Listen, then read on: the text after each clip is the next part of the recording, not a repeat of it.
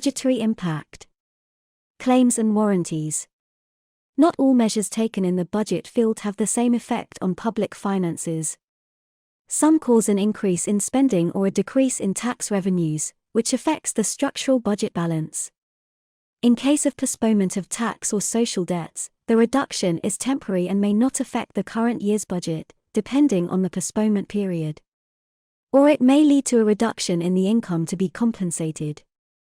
Finally, for guarantees, there is no impact on public finances, at least as long as the guarantee is not implemented.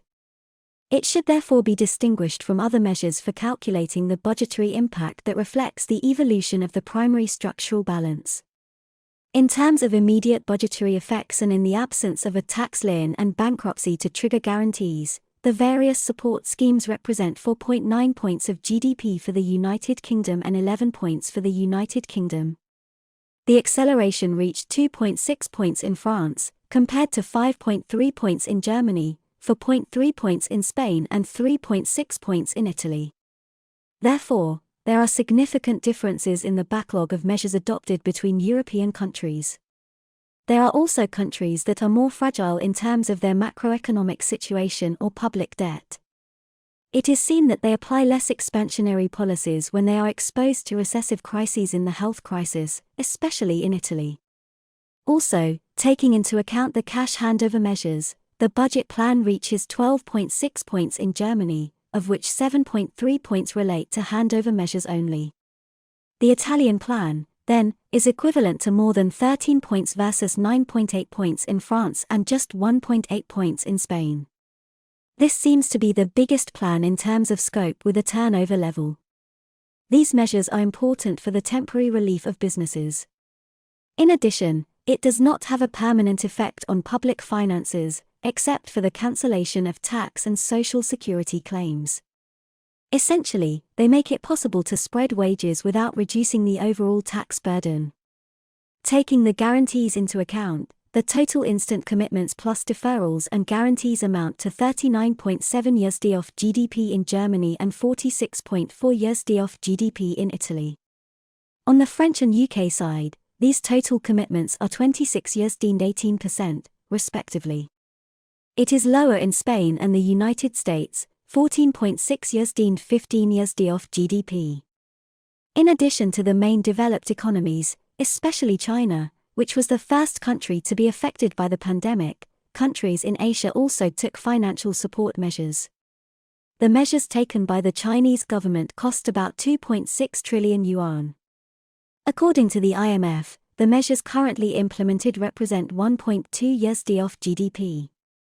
On the expenditure side, the measures cover expenditures related to the prevention and control of the coronavirus epidemic, the production of medical supplies, faster repayment of unemployment insurance costs to workers, immigration, tax reduction, and abolition.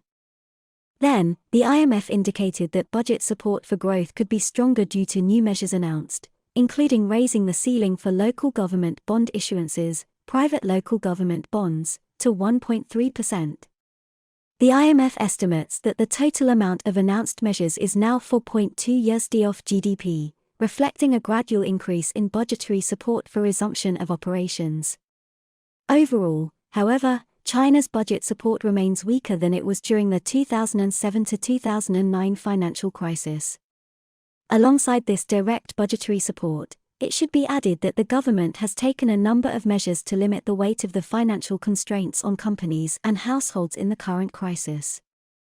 In other Asian countries, South Korea, Taiwan, and Singapore adopted plans for $56 billion, i.e. 3.3 points of GDP, 34.7 billion, 6 points of GDP, and 41.7 billion, 11 points of GDP, respectively. In India, the government has also released $22 billion to support low-income households. At the European level, budgetary support derives mainly from emergency measures taken by states. However, the crisis is made through the creation of a credit line without stringent conditions under the European Stability Mechanism. It is considered to find out the tools that could make it possible to mobilize the additional €480 billion. Credits for European short-term financing was given to companies, primarily small and medium-sized companies, as working loans. However, these measures are not intended to create a European debt and will only inflate the debts of member states that are likely to save interest in this respect.